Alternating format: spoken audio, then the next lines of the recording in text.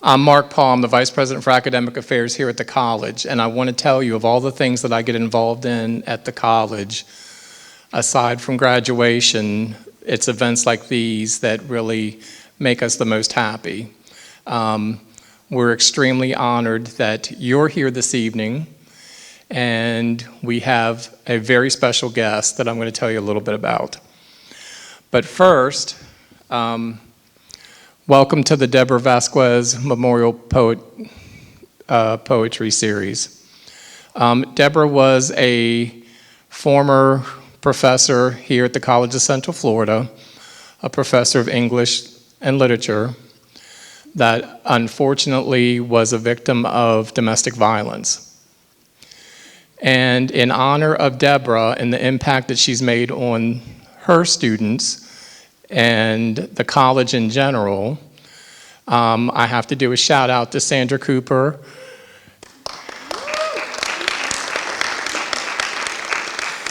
and Dr. Judy Hastings. Is Judy here?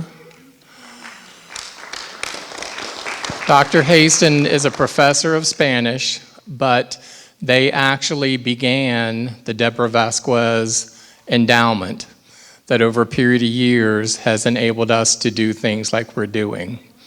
So I want to thank them for that.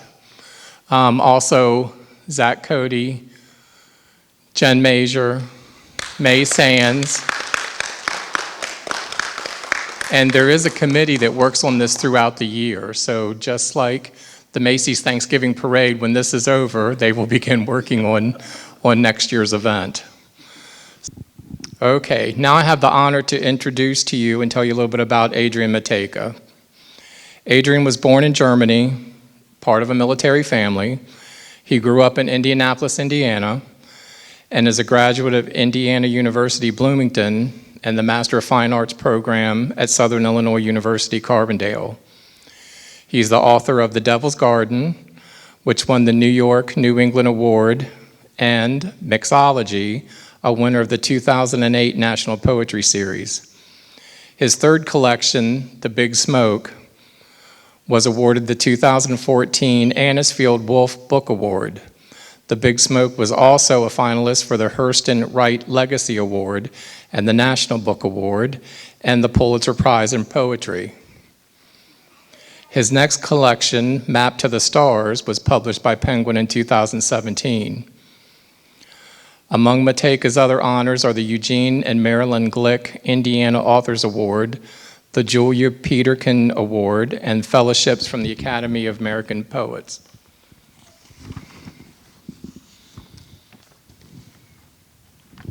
The Guggenheim Foundation, the Lannan Foundation, the National Endowment for the Arts, the Rockefeller Foundation, and a Simon Fellowship from United States Artists.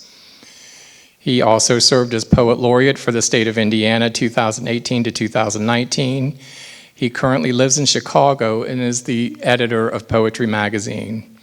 And now please help me welcome Adrian Matejka. It is so good to see all of you. Thank you so much for that introduction and for having me here. This series is wonderful, and what a beautiful way to honor a poet whose work I was glad to learn about. And it's also there's a gorgeous poem on the back of or on the front of, I'm on the back of it, the front of the broadside that has been passed around. So I hope you'll spend time with Debra's work. So I'm gonna read some poems from a book called Somebody Else Sold the World, and I talked a little bit about this today. Forgive me those who heard this already, but it was a book I wrote during lockdown and COVID, since we're sort of still in it. And I thought it was going to be a book of love poems, but what it ended up being was a book of love poems surrounded by frustration, being stuck in the house and not being able to travel and see my family and friends. So that sounds kind of a downer, but there's a lot of music in the book, so I hope to bring it up a little bit. And then after that, I was going to spend the second half of my time reading from The Big Smoke, which is about the first heavyweight champion of the world, first black heavyweight champion, Jack Johnson. And so, and that has a video with it, so I can talk a little bit about him and his work at that point. So what you need to know about these poems is that I was a DJ on the radio for a long time, and I was a party DJ. And so when COVID hit, the first thing I did was bring out my turntables, because I thought, like a lot of us, that it was just going to be a week or two. And we would just have brunch every morning and make mixes and have dance parties at the house. And that went on kind of like that. And then we figured out that it was not going to be that at all. And that it was dangerous and frightening. So I want to start by reading the first poem in the book. It's called Somebody Else Sold the World, and it was inspired by David Bowie. We had a talk today of whether or not people knew who David Bowie was still. And so I hope I was right when I said people do. And if you don't, you need to go look up David Bowie. He was brilliant. First day of COVID, right? Somebody else sold the world. And before I knew it, the violent sky was flagged with the sun's violent demands. For magnolias in bloom, natural light, any place magnanimous without locks or doors. Different kinds of masks for being and breathing. The antagonists with their vanity tans and usual mischiefs whistled jingles about liberties and war as we buttoned up in our confinement, and we dreamed about hugging. We talked about was and when we missed our friends and dentist appointments. Molars dropped out without breathable air. Hair forgot its natural colors without the testimonies at intersections and barbecues. Words lost their family recipes. Friends lost their words, then lost their parents. A mass few found love somehow in the gerrymandered grocery lines and farmers' fields upturned with unsellable vegetables. So the antagonists cornered the curfews, manufacturing arguments with guns at the ready like henchmen. The air around us was so ripe, it might have broken in half if we could touch it. Oh, thanks. You don't have to clap, because what happens when the poem, you don't like the poem, and then I'll just be sitting up here looking like a knucklehead. But no, I appreciate it, really. There's this word antagonist, right? Y'all know this word? It's somebody who's in opposition of something else. And I read this essay a very long time ago when this guy said, anybody who doesn't like poetry is an antagonist. And I thought that is such a poet thing to say. And I wanted to include that in the book. So I renamed the people who I thought were against everything during COVID as antagonists. And sometimes it was people in the government, sometimes it was my neighbors, sometimes it was me because I wasn't doing everything that I could do to support people around me. So the antagonists in this book change all of the time. And, and some of it's political and a lot of it's just very personal. I mean, I don't want you to reflect on it too hard, but people behaved in a particular way when there was scarcity. And it wasn't always in the best interest of other people. I mentioned that this was supposed to be a book of love poems, so I want to read a love poem about the first time I told somebody, my wife, that I loved her, and she didn't really respond the way that that I was hoping would happen. But really, when you think about it, when you say that to somebody, there's only two things that can happen, right? Either the person is like, yes, I love you too, and everybody's happy and it's a whole scene. Or they do like my wife did and said, oh, I don't know if I'm ready for that. But you notice I started by saying she was my wife, so in the end,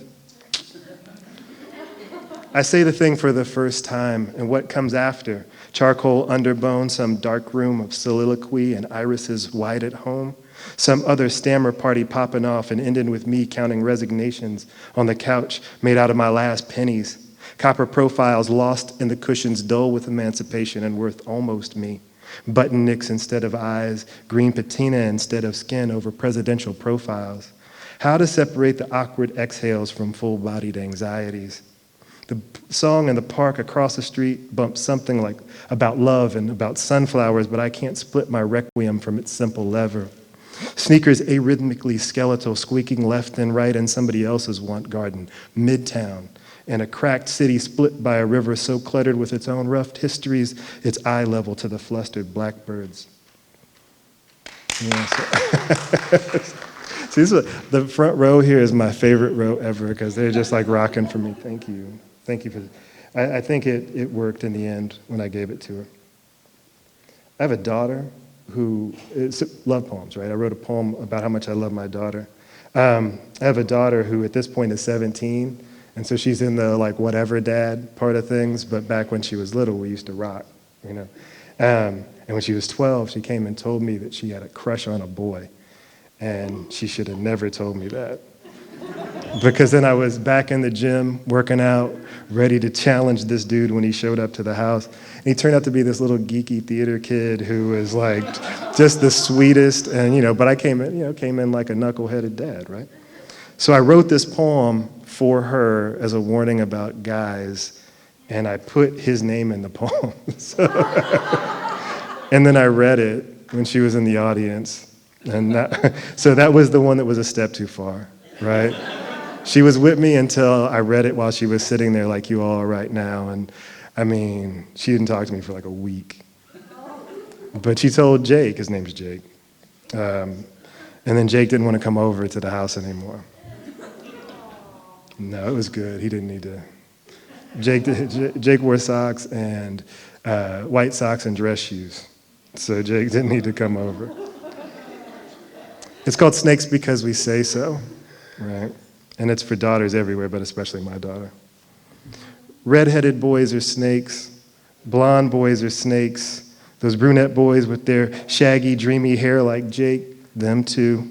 Snakes, all of them, out in the yard, cartwheeling into Last of the Summer Purple just to impress. Freewheeling with synth soundtracks, chests puffed to impress. Snakes are naturally inflated that way. Whichever antagonist yelled snake in the game day bleachers has snake-like manners. In the standard light of a weekday pew, snakes are Baptist guilt minus legs. Empty baptisms rivers are snakes. Empty dance floors are snakes. Most snakes are guilty because we need to blame somebody. Most boys fight so much because we can't tell anybody. Somebody is a snake in a hat.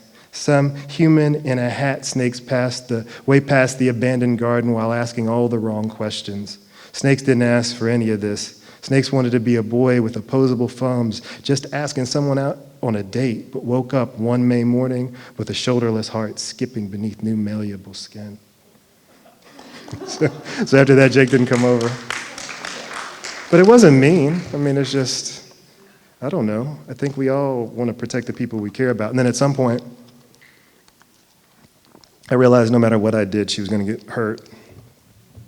You know, whether it was a boy or a girl or it was me, somebody was going to hurt her. So why stand in the way of that learning? Unless it was Jake. This poor kid. He didn't even know he's taking strays someplace. Let me read another one of these Somebody Else Sold the World poems. I just kept thinking about the ways that we changed our behavior when all of a sudden you couldn't get as much toilet paper as you wanted, or you couldn't, get 3 pounds of chicken. And so I was trying to write about that, how my neighbors changed their attitudes too. So this is called Somebody Else Sold the World, and it's about that. It's got an epigraph from Future. The rapper is, so much yellow gold on me like a beehive. This is the epigraph. Everything goes better with gold for the antagonists. They gild their teeth and toilet caps with it. They write grocery lists and postscripts with it, while the rest of us cluster around the jewelry shop, hoping we'll catch a sale before it's Valentine's Day again. Old traditions of huddling against the elements learned in the back of the day ways, mewling at the sky's better conditions. I'm jewelryless and anarchic, sure, still calling love by its 20th century name. I'm abiding by the general rituals while making all the wrong choices right next to a case full of pendants, blinking like my future paramour's eyes. I'm still looking upward, sure, prayer hands folded on top of the leather hymnal. Every one of my busted loves chaptered and bound in gold leaf, and not even the stars that gold comes from could change my copper-plated routines. Future called it astronaut status, and that's a really good mixtape if you haven't heard it. ATL skyline glamorous behind him. Some astronaut smiles look like gold skyscrapers. Some astronauts have gold wings and wedding rings too, cast from the first available star cluster. So you all know that stars, that's where gold comes from? It's a mineral that's not found on Earth. It's only found from things that have come from the sky. That's why it's supposed to be so precious. And then people make toilet seats with it. It's a whole other thing. So I know that every state has different understandings about gun laws and gun control. And in Chicago, we have a lot of problems with it, and a lot of people, a lot of people suffer from the violence. And so I wrote a poem called Bullet Parts that was inspired in part by a poem that I read, I think, from Jericho Brown. And I took the parts of the bullet and tried to figure out what else they could be. And it's a little bit of a longer poem, so I'm not going to read the whole thing, but I just want to read a few pieces of it, if you will indulge me. Bullet parts. Primer, which is the thing that makes the bullet fire. It's made out of brass and lead. The bullet base is made from the kind of brass that otherwise would have been a classroom doorknob or a cheap ring at one of those pre-quarantine gathering spots with games of chance and lights that surprise and delight. Or modeled into new French horns for the underfunded youth band. No solos for the hornists, but they are still vital to the orchestra. At the center of the brass base, an igniter made out of lead. An igniter is only good at exploding, but the lead might have scratched love in meticulous notes with old-time penmanship, or become part of the paint behind a periodic table of elements in the back of a public school classroom. PB, atomic number 82. It's right there, lining Roman aqueducts and wine vats at the other end of the empire. It's right there, holding reactors and their radiations close as a friend in need. Walkman batteries running out in the middle of the slow jam again. The voice gets thicker and deeper in the tape correction. In some other life, the primer probably would have gone in another direction. I should have also mentioned that this poem started because it was after the Parkland shootings. And I took part in a reading with a lot of different people that was to support the mothers of the victims and the classmates of the victims of that. Here's another one called Propellant. And the propellant for the bullet is either gunpowder or cordite. Gunpowder, like poetry, was mistaken for an immortality potion. Poetry, like gunpowder, was first used to light up the sky with every color outside a summer window. AD 700 and the first propellant welcomed the new year with combustible surprise and eye-covering brightness. Gunpowder, easily misunderstood as medicine in its beauty, raising dragons and open palm stars, bird level to the sky, while cordite can't be anything other than the killer it was mixed up to be. Since 1889, nitrocellulose, nitroglycerin, and petroleum jelly, a murderous clique. Cordite is only good at killing. Since 1889, cordite has made killing easier for the bright badged killers. And so I just want to read one more of these. It's the bullet, which is actually what we think of, the little piece that does all the damage. It's made out of lead and alloy. Lead in the belly, copper and nickel skin in abundance each year. 10 billion bullets made in America each year. Enough bullets to kill all of the earth each year. The bullet hits 3 times faster than we can hear its concussion. The bullet breaks the air with 2,182 mile-an-hour admission. The bullet is a grim onomatopoeia for itself. The bullet is a slim allegory for a gun-happy nation and its attendant segregations. Lead in the belly, wrapped in a grinning Freedom Amendment. A gun is almost always more important than what comes out of it. A gun is always more important than the people in front of it.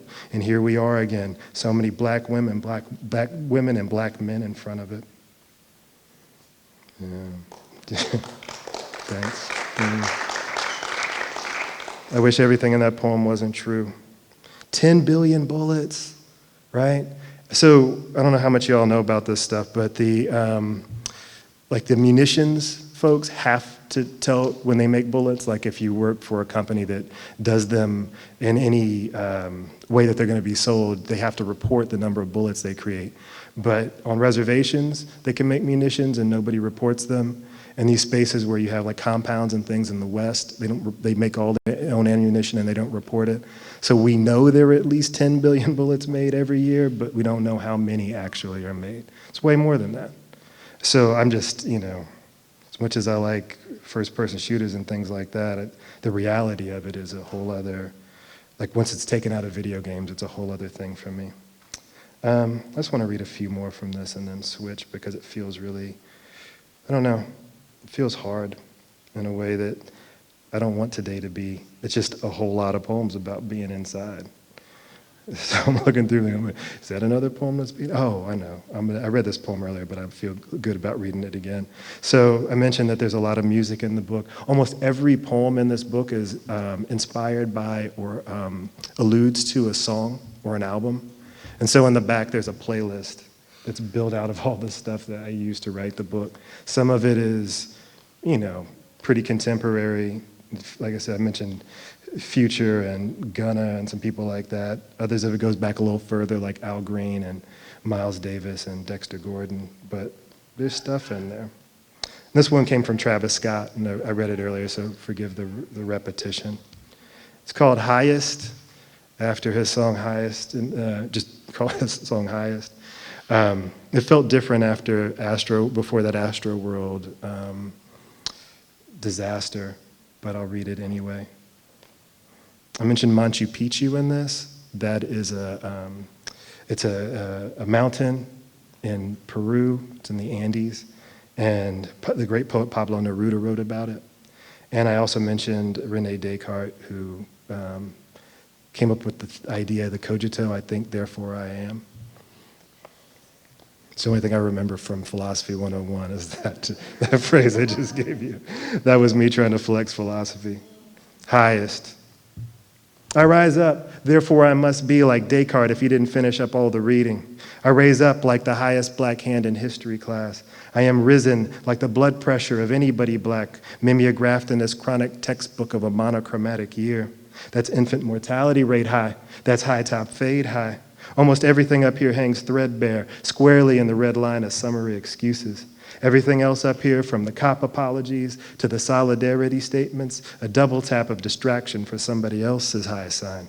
That's unemployment high. That's Machu Picchu high. What a relief hardly anybody stuck around to see me on the low side of the mountain.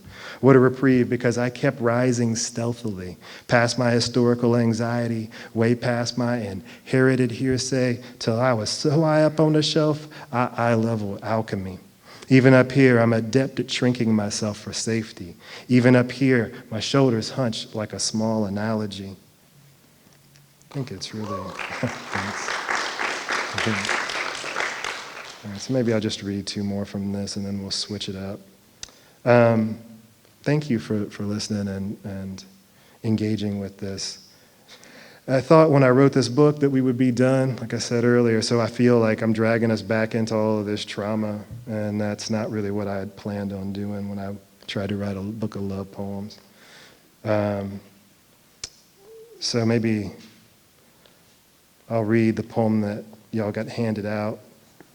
It's a love note. And I realized today when we were talking about it that people don't do this anymore, but when I was coming up, you'd write a love note to somebody in your class, like maybe Jake might have done this to my daughter, and said, do you like me, yes or no? And check this box, and then you pass it. So I had this idea that I wanted to write a series of those kinds of notes to my wife, who at that point I didn't need to do that for anymore, because she'd already said yes, and she was stuck with me.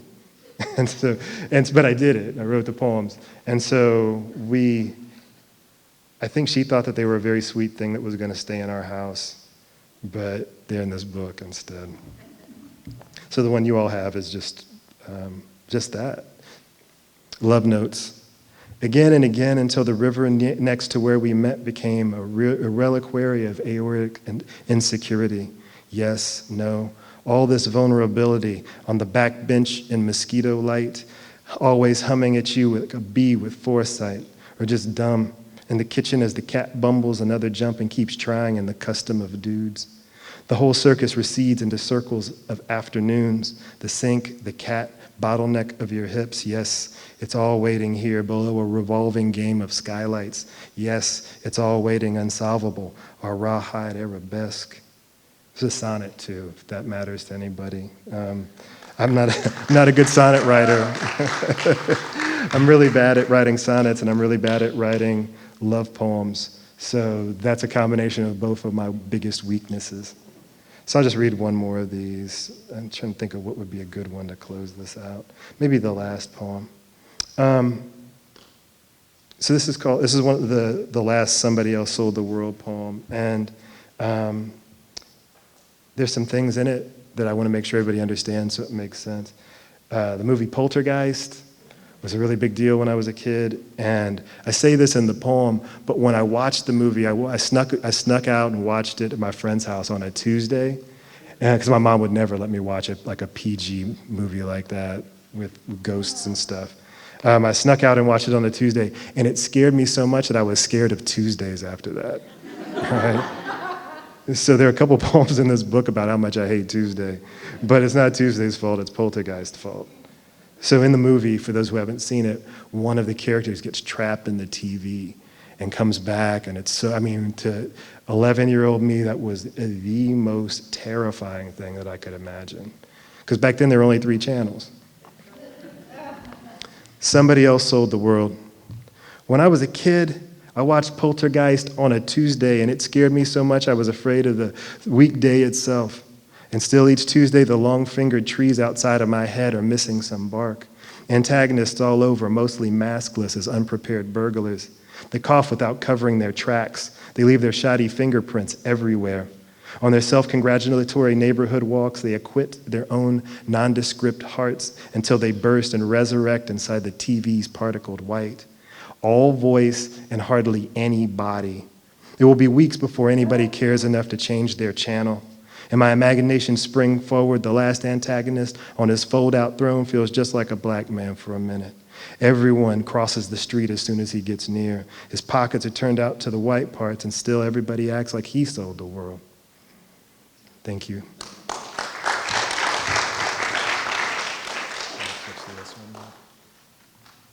Yeah, I should have probably told you that my dad is black and my mom is white, so I'm black. And sometimes when I know I don't code that way, people are like, so you know about what being a black man is like? Well, I live in Indiana. So I know a little bit about racism. So I'm gonna spend the rest of my time reading from this book, The Big Smoke, which is about the first black heavyweight champion of the world, Jack Johnson. And he won the heavyweight title in 1908, and I said this earlier, but you're gonna actually get to see it. By beating a guy named Tommy Burns, who was 5'7" and 175, and Jack Johnson was 6'2" and 250. And so there's part of the video of him in this that we'll see later. But to give you some context, those who didn't hear me talk about this earlier, Jack Johnson's parents were enslaved, so he was the first generation after emancipation, and he had to quit school in 3rd grade to make his way in the world. He had gold fronts in 1910 when people didn't do that kind of thing. So I laugh when I see MCs wearing them now. I'm like, well, it's good, but Jack Johnson was doing that 100 years ago. That's a trailblazer, right? He used to, wear these resplendent clothing and do all that. He was like a 21st century athlete at the turn of the century. So for those who were here earlier, I'm going to read through this, and some of the poems are going to be repeats because I want the other people who haven't heard it to know the whole story. So you can go ahead and start, if you would, please. All right. That's him. Battle Royale. Back then, they'd chain a bear in the middle of the bear garden and let the dogs loose. Iron chains around a bear's neck don't slow him too much. A bear will always make short work of a dog. Shakespeare said Sackerson did it more than 20 times to dogs and wildcats alike. And since most creatures are naturally afraid of bears, there wouldn't always be much of a show in the bear garden. So the handlers sometimes put the bear's eyes out or took his teeth to make the fight more sporting. I believe you need eyes more than you need teeth in a fight, but losing either makes a bear a little less mean.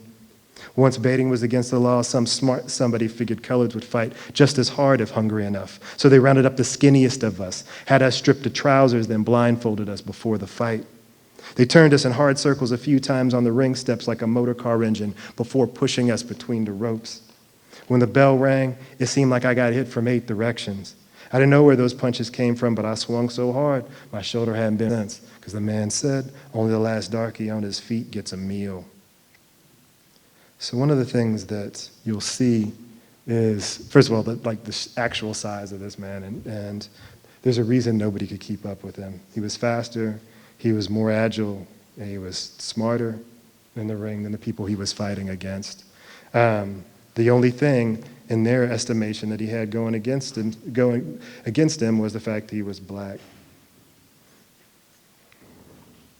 This poem is called Prize Fighter. And that guy, his name Barney Oldfield, and he was the automobile champion of the world. And Jack Johnson, because he liked cars so much, challenged the automobile champion of the world to a race. So, I mean, like, I appreciate it, and I appreciate his panache and his enthusiasm, but if that's not what you do, challenging the person who's the best in the world at it is probably not the greatest idea. So you're going to see some of the fight here when I'm reading this poem, and it looks like it's a real race. Excuse me, you're going to see the part of the race, and it's going to look like a real race, but Jack Johnson got cooked. And so they tied it up and made it look like it was a good competition, but it was not. And after that, he quit auto racing. So that's the kind of beating I guess sometimes you got to take. Prize Fighter. I love horses because they will outrun the fastest man. They are majestic, as stately as a Saturday woman before a party. Horses smell like what it means to be fast, sweat and gravel kicked up on early morning runs, the in and out of breath and gravel like tired lungs. I groomed and raced horses from Texas to Philadelphia until one broke my leg bone with the back kick. Thanks to that break, I can't ride anymore, and even if I could, we got these automobiles now, and they can carry us a mile a minute. I'm buying the fastest one I can find once I get my money together. I'm like an automobile in the ring. My fists work like cranked up engines. I've got the kind of elasticity that other fighters dream about when I put them to sleep on the canvas. When I clinch a man, it's like being swaddled in forgiveness. When I hook a man, it's like being hit by frustration. I can't tell if horses are happy or confounded by this new means of locomotion, but I can say with certainty, my prize fighting cohorts are decidedly dissatisfied by my presence. And they were too. They did not want to mess with Jack Johnson. Jim Jeffries, who was the great heavyweight champion at the time and was the original, if y'all have ever heard the term, the Great White Hope, he was the white boxer everybody thought could beat Jack Johnson to take the title back. Quit. He retired, did not fight Jack Johnson. So then they tried to get him back in the ring, and he came back in and summarily got whooped. Like, boxing isn't a thing you go into and then leave. You're either in it or you're not. I want to read a poem because that last couple of lines were directly from Jack Johnson. You have to forgive me. I usually mark all this stuff, but I wasn't planning to do it this way tonight. Let's see. And I haven't read from this in a minute. So it's a poem called Sporting Life. And this entire poem is a direct quote from Jack Johnson. I just put it in line breaks. I think I might have added a couple of articles or conjunctions. Sporting life. People are always talking about if and suppose like those words are worth more than money, more than the crease a silk stocking makes on a woman's thigh, more than the grumble of a Thomas Flyer engine. So I take the side of my pleasures, two small words, if and suppose, and nobody can explain them. We get in this world what we're gonna get. After all, one man can roll out of bed and be killed while another man falls from a scaffold and lives. A man can get a bullet in his brain and keep his life while some other poor sap dies from a shot in the leg. It's all luck and perspective. Pleasure is both to me. Like, that whole thing was a direct quote. But then when I would read these newspaper articles about him when I was researching, and I should have probably said that, I spent 8 years writing this book, and I researched for 2 years before I wrote a single poem because I wanted to make sure that I was showing respect to the history and the respect to the life that this man lived. I didn't want to come in sideways and just start making things up. And so I would find all these newspaper reports about how he was, ignorant and just all the stereotypes that still sometimes get surfaced about black and brown people were just attached to him. Because you have to understand that at this time, when you're watching him fight this guy, being the heavyweight champion of the world means you're the toughest person on the planet. It's the biggest title that anybody could have.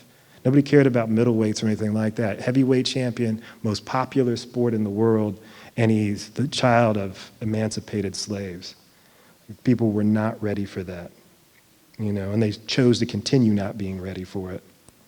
Let me read a poem about trash talk. So one of the things that Jack Johnson was really good at was making people angry in the ring. And if you know Muhammad Ali used to talk quite a bit at his opponents. And he said he learned that and modeled it from Jack Johnson. And so Jack Johnson would just like talk to the people while he was in the ring. And sometimes you can see it in the videos and sometimes not.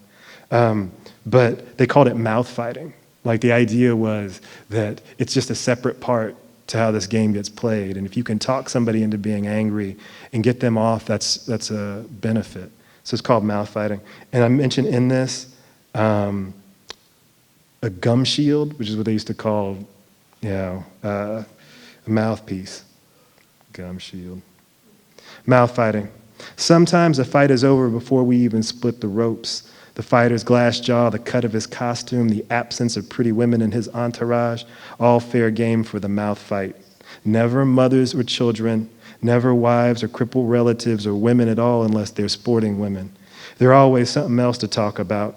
A civilized mouth fight is about making a fighter wild, and as soon as I can tell he's listening, I know I've won. Yellow fighters like Tommy Burns want to tear out when the talk starts. You can see their knees knocking as clearly as spoons at a vaudeville show. Others lose composure, and that's when it's over. How is a fighter supposed to think about defending when he's trying to get at me by whatever means necessary? That's why the mouth is the most devastating weapon in mine. Mine shines like high heaven, and every time I take a swing. Yeah, I think for those of you who watch, I don't know, like WWE or that kind of thing, I think they call that person a heel, right? The guy who comes out and gets everybody angry. Jack Johnson figured out if he could be that guy, people hated him so much already that he could make even more money by just playing into that hate. It's one of the reasons that he would, do the things he did. He said he would keep his head shaved because he knew it intimidated people. He had those gold teeth because he knew it stressed people out for him to be flashy like that. He ran around with the white women he ran around with because that's just what he liked. And he knew that made people mad too, but it just was a bonus. And so his wife, Etta, was white, and she killed herself. And I just feel like I don't want to read that part of things, given what we're trying to honor in this space. I don't want to bring that kind of nastiness to it, but I also don't want to skip it. So I'm not going to read that poem. I'm going to read a poem about his teeth instead. So Shakespeare was Jack Johnson's favorite artist of any kind. And he, actually, you know what? No, let me read about what you're about to see. Never mind. This guy who's fighting right now is called, he used to call himself the assassin. His name was Stanley Ketchel. And if you look, he's really small. And Jack Johnson's really big, but they were trying to find somebody to fight him. And so they brought this guy in, and this fight that you're looking at right now was described as a struggle between a demon and a gritty little dwarf. That was in the newspaper. It was like in the Dallas Morning Star. The longer the fight lasts, the more the moving picture rights are worked. That's the reason I kept Ketchel off the canvas. He might have called himself the assassin, but I played with him in the ropes like a cat does a mouse, lacing him just enough to bring blood for the show. That's what prize fighting is, a show. The better man almost always wins, but we all play our part in the spectacle. Ketchel's handlers dressed him up as the part of a heavyweight by using high boots and extra coats. Underneath it all, he was strictly a middleweight, and I picked him up, held him high so his feet dangled like a Sunday chicken on that special morning. Then I smiled at the only colored in the crowd, hatless next to all those whites in their bowlers and bright ribboned fedoras. I heard Ketchel's second slap the canvas and yell, "Now, Stanley," but I didn't see the double cross coming until the Ketchel's hook stung me behind the ear. I dropped, stopped a fall with my gloves before I hit the canvas. The referee started counting, and the buzzing sound started inside my ears like the crowd before a fight. All those spectators hoping Ketchel would put me down. The crowd quieted when I smiled my gold smile, punched the dust off my gloves. Quiet enough to hear me hit Ketchel so hard we both fell down. Quiet enough to hear the 1, 2, 3 of his teeth hitting this canvas like chicken scratch. 2 of his uppers got stuck in my glove.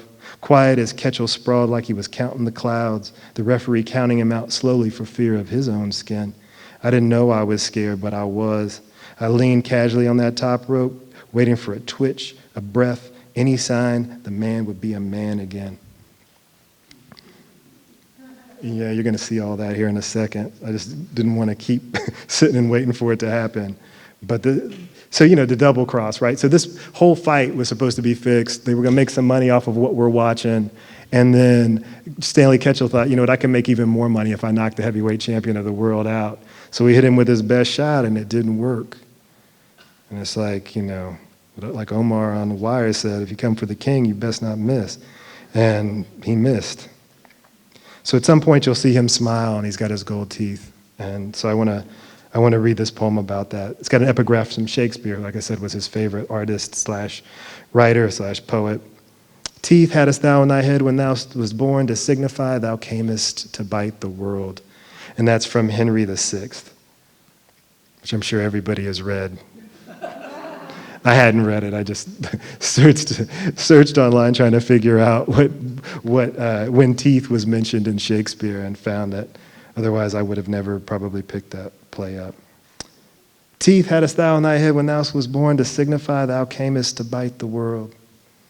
They call teeth dent in France, and the name makes sense the way teeth do what they do to bacon and shoulders and cakes. The French word for gold is or, so when the folks in Paris describe my smile, it sounds like what happens when I punch a door. Dents door. Dents door, the French children say when I open wide. Dents door, Etta said when she locked herself in the powder room. Tommy Burns said dents door when I was hooking him into asking for forgiveness.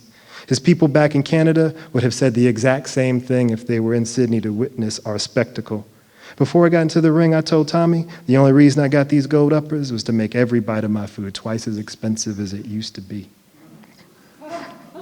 That's true, too. He told him that. All right, so I just want to read one more because it's a great example of how this could have gone sideways really quickly. Everybody knows about the Titanic, right? The Titanic sinking. There's a song by a blues musician named Leadbelly, and he talks about how Jack Johnson wasn't on the Titanic, and when it sank, he was doing a dance on the dock because he wasn't on the boat, right? He'd wanted to be on it. They wouldn't let him on, so he did this dance after. And it used to upset Jack Johnson so much because he's like, I would never do that. All those people died. I wouldn't do a dance, when there's so much tragedy around me. So I wanted to write a poem about him being mad about the song. And then I'll tell you what happened after that. It's a pretty short one. Ticket on the Titanic. And I mentioned his wife, Etta, and so that's who I keep bringing up. Ticket on the Titanic. Etta and I had no intention of missing the maiden voyage of the finest ship built by man, but Captain Smith drew the color line almost quickly as Tommy Burns did. I expected the line from a frightened prize fighter, but an English sea captain, he should be more principled, especially after I offered $4,000 for each ticket. Of course, that color line kept me from fighting for Etta's space on the lifeboat when the iceberg hit. That's a fight you could bet your last copper I would have won, even after all the offenses I had suffered and all the indignity of being refused passage. I would have never danced the Eagle Rock after all those people drowned. I wanted to read that because, first, I know it was a big deal for him, but also because when I was working on the book, I had this whole other version where Jack Johnson's like fighting his way onto one of the lifeboats, and they're going to go, and they'll sail off, right? I've never seen the movie Titanic with Leonardo DiCaprio on purpose, but it's just like one of those things where I imagine Jack Johnson would want to do that. The day I was going to send this book to my editor happened to be the anniversary of the Titanic sinking, and they had a documentary on NPR about the one man who got on the boat, one of the lifeboats from the Titanic.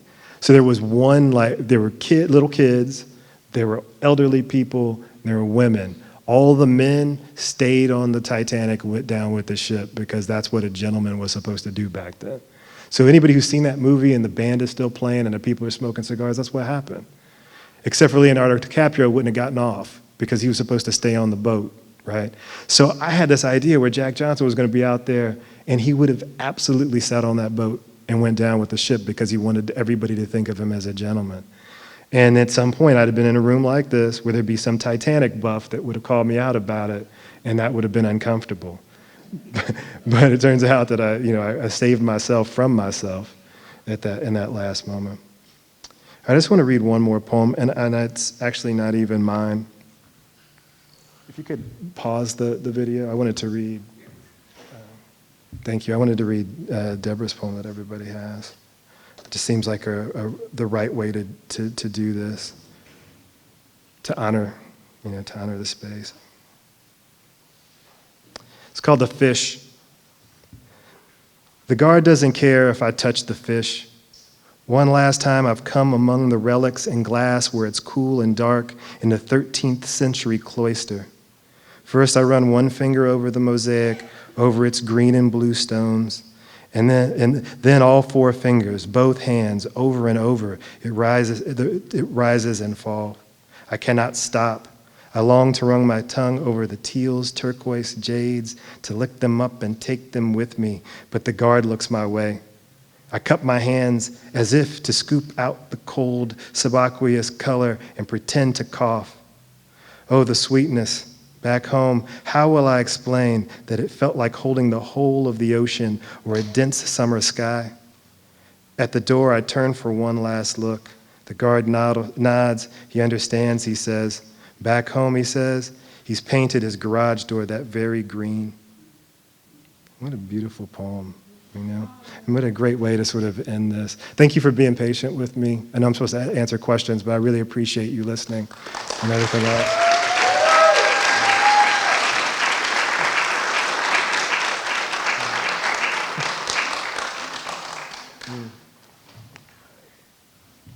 So we have like 10 minutes for questions, is that right?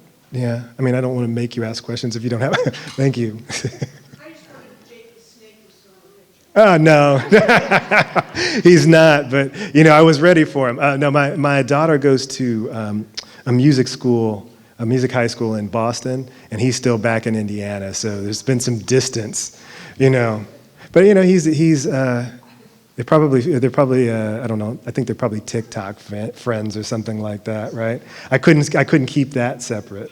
But old Jake, the most harmless guy in the world. This poor dude. I mean, he was really a sweet kid. I just wasn't ready for it as a dad yet, And I'm sure there are a lot of other people who've had overbearing fathers like I was becoming. So, yeah, poor Jake.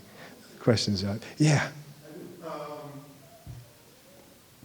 Your referencing Jack Johnson was interesting for me Yeah. because as a matter of your style, do you prefer to write about the event that happened decades ago, or do you function more in the moment that's still going on? That's number one. Yeah. Number two, so you're into the contemporary hip-hop and those artists, and I kind of like that, Uh-huh. but are you deep down on the rappers? No, those are really great questions. Thanks for asking. So there are a couple of things there, right? So this Jack Johnson project was something that started with my mom. I used to watch boxing with my mother. And it was in the 70s when boxing was still on television. And we would watch these fights, and she would get really into them. And, sort of if the person she was cheering for wasn't losing, she would say in a less elegant way, F that guy, he's no Jack Johnson, right? But she never told me who Jack Johnson was. She would just mention him all the time. And I found out later that my mama was betting on these fights, and that's why she was so into them, So it was a different thing, right? I thought I was going to write an essay about that. About like watching boxing and learning to love this sport through my mother, which is not, maybe a little bit more unexpected. And then I started learning about Jack Johnson. I was like, oh, wait a minute, this is a different thing. This is so much more important than the essay I wanted to write. So I wrote this book, and then I had another book, like the sort of wrap-up of this. It was a graphic novel that came out yesterday. And originally we were trying to figure out a way if I could share that tonight, but it just didn't work out. But it's at Barnes & Noble's, right? And it's online. There's samples of it online. But it's not so much about the history of it, but about his history and about that time. Because this is right after, emancipation, Jim Crow, like Reconstruction in the South, all of that stuff. He's living in that time. He was around for the first flight, the first mass-produced cars, telephones, the Titanic, World War I. Like he was around for all of these formative events and experiences in the United States history. All the while, the child of emancipated slaves making things happen for himself.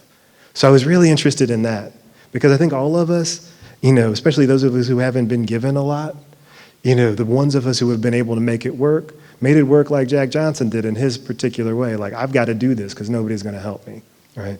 And there was something about that that was really fascinating to me, because no matter how hard it was for me to go to college, I still was able to get these horrible student loans that took me forever to pay off. But they existed, so there was a way for me to go to college, even though everyone in here should avoid those things studiously, right? He didn't have any of that. And so I was really fascinated by that experience. But to the rap piece, that's how I started writing poems. I wanted to be a rapper, but I was I wanted to be a rapper, but I was really garbage. And so I was in a band instead, not rapping, but a part of a band, like a rock funk band. And so I would write lyrics for that band. And at some point in that time, when I was performing with that band, I saw a poet named Yusef Komunyakaa read, and it was the most extraordinary experience of my life. It was better than music, better than anything. And so I was like, well, that guy, I want to be like him, So yeah, and so now I teach a class about rap music and poetry to get my fix, and it allows me to, I've got to buy these albums because it's research. So nobody's complaining about me buying, Kendrick's new record or whatever, because it ties into my scholarship, as it were. Thanks for those questions. I appreciate you. Other questions? Yeah. So I remember when we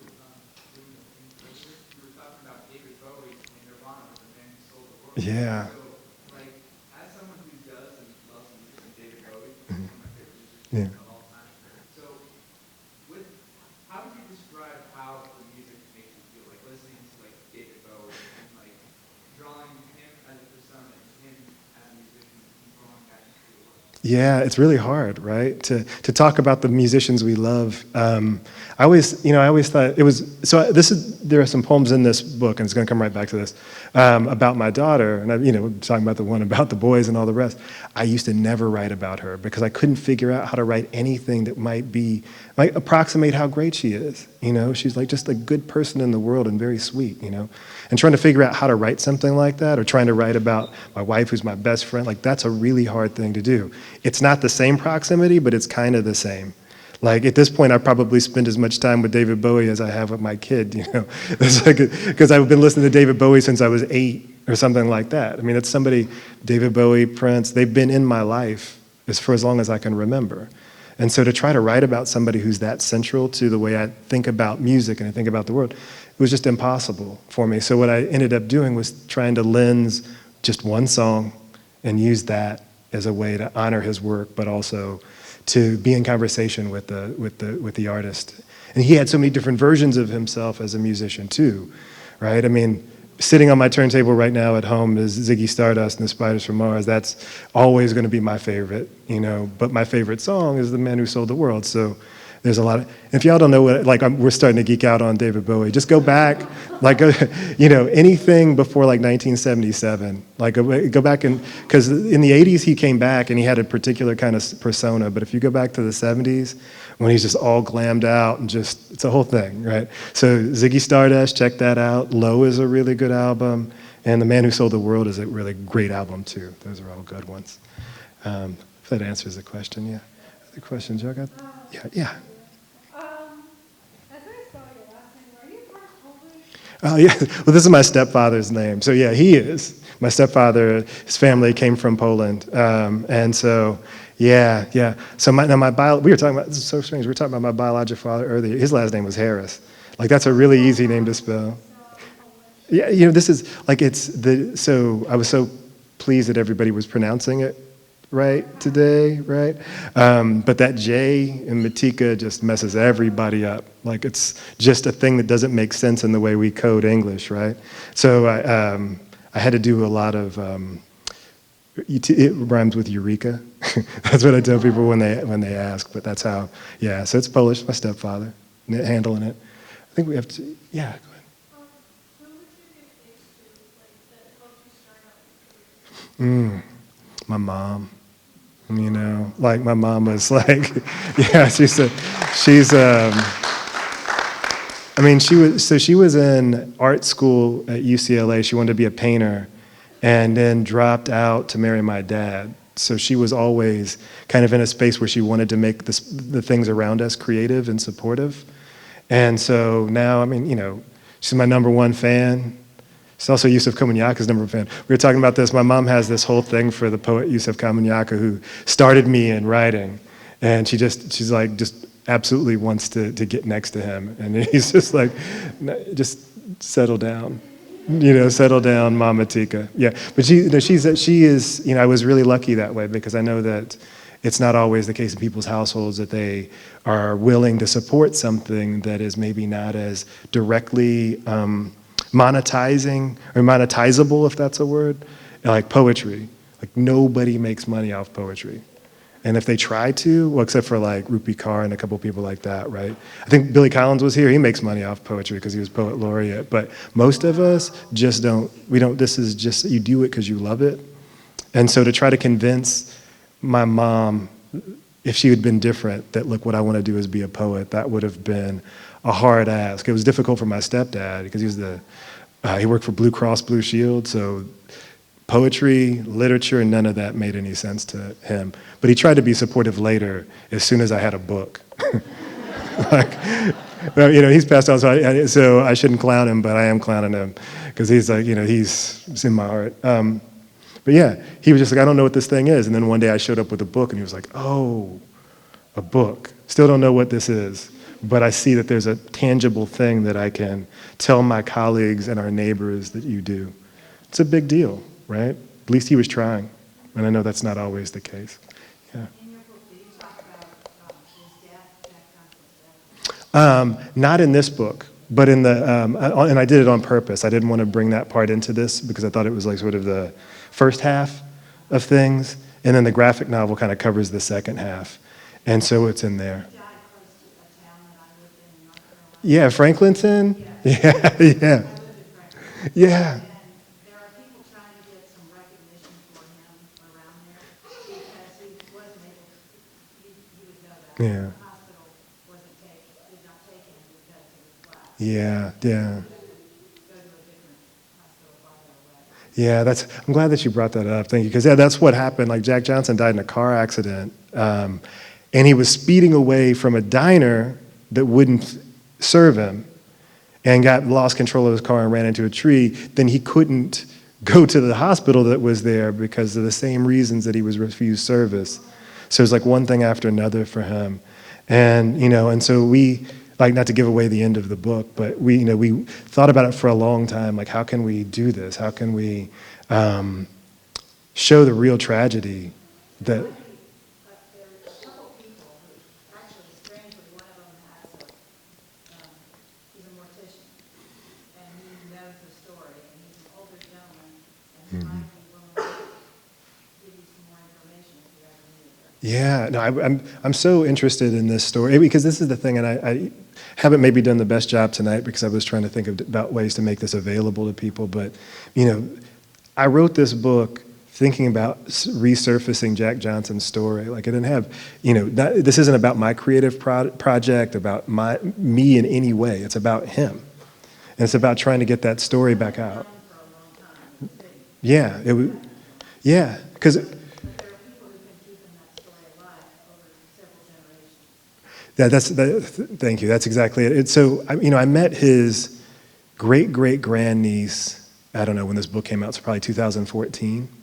And she told me, or she said that she didn't even know she was related to him until she was in high school because even the family was like sort of embarrassed by, you know, because so what we didn't talk about is he got convicted of this thing called the Mann Act, when you bring a woman across state lines for immoral purposes. He didn't do that. The woman he was dating forever was a former prostitute. His wife told her to kick rocks, and then she went to what became the FBI, as the Department of Justice back then, and became state's evidence for him, and that's how they got him. They couldn't beat him in the ring, so they got him in court. So he's like, I'm not going to jail, and he ran, and he moved to Europe, and he lived there for 4 years during World War I, doing all of this stuff, and then finally came back, and then he had to go to prison for a year. So there was a lot of shame around that for his family, and they didn't want to be associated with this guy who was a criminal and all that. Yeah. Can can I just tell a story instead? Okay, so we have to wrap up, but what you just said made me think about how we keep stories. And I think we all have family stories, we have personal stories, all that, right? There's a poem in the book about how Jack Johnson became a fighter and how he started fighting. And some kid was picking on him at school, his grandmother sent him back out and was like, if you don't go beat that boy up, I'm gonna beat you up. And that's how he started fighting. He never wanted to be a fighter. And so that's how he starts, right? So I was in Galveston, where Jack Johnson is from, and I did a reading just like this, and there was a woman who was, I found out later, was 96 years old. And she said, I really like the poem about, Jack Johnson fighting. That was really interesting to me, but it's not true. And I was like, uh-oh. And I told you I did all this research. I was like, ready. He describes this in his autobiography. It's in all the books that's how he started fighting. And she's like, that's not true. I was like, well, ma'am, please, tell me. And she said, well, I used to see him fight over there on Avenue J. All the streets in Galveston have letter names. She's like, I used to see him fight on Avenue J all the time when I was a kid. And so I was sitting there looking at her and doing the math, and she would have had to have been like 130 for that to happen, right? But she was so convincing, and she was telling this great story, and I was like, oh, that's great. And as soon as she got started, some other guy on the other side of that room was like, that's right, I used to see him fight Kenny and them's cousins over on Avenue K. And the whole room all of a sudden had seen Jack Johnson fight. And I was just looking at this room full of people like, none of us could have done this. It's not possible. But it was such a great story that I have never read that poem again, because I'd rather tell the story about her, and I wish I could remember her name. I've got it written down, but it was so great. But I think that's the beginning and the end of all poems, right? Is some story that we believe to be true. And it seems so true that it has to be the truth, right? So anyway, thank you. Thanks for that question. Thank you, all of you, for listening and for being here. I appreciate you. Thank you.